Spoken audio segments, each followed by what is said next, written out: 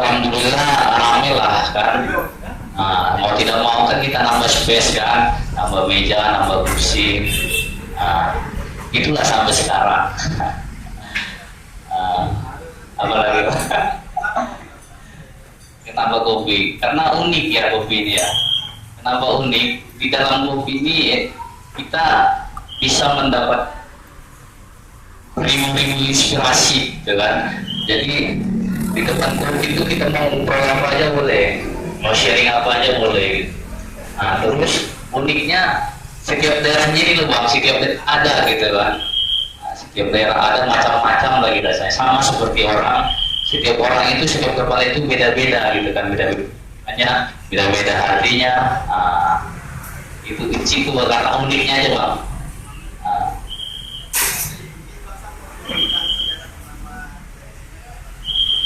nama kopi.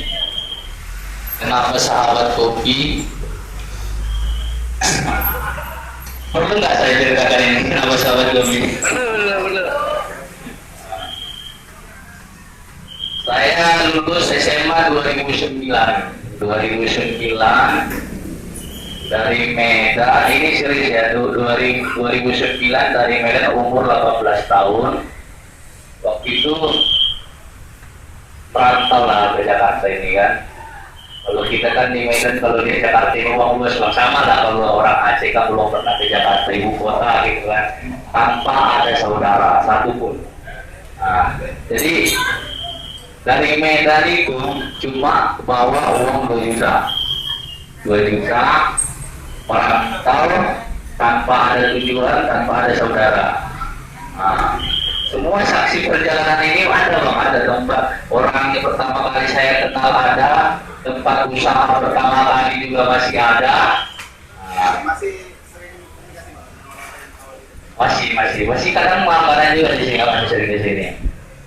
Jadi turunlah di bandara dari Medan kan, bandara saya keluar merokok gitu kan, ya Jakarta gitu kan. Bisa kebayang nggak tanpa ada saudara di sini? Ada gedung tinggi di Medan. Gedung tinggi ada kan? Jadi ada tuh Damri lewat depan, jurusan Lebak Bulus. Mungkin kalau jurusan Bekasi saya kan, ini tujuan Lebak Bulus, saya naik lah. Karena lewat tol kota ya, lewat gedung-gedung kan.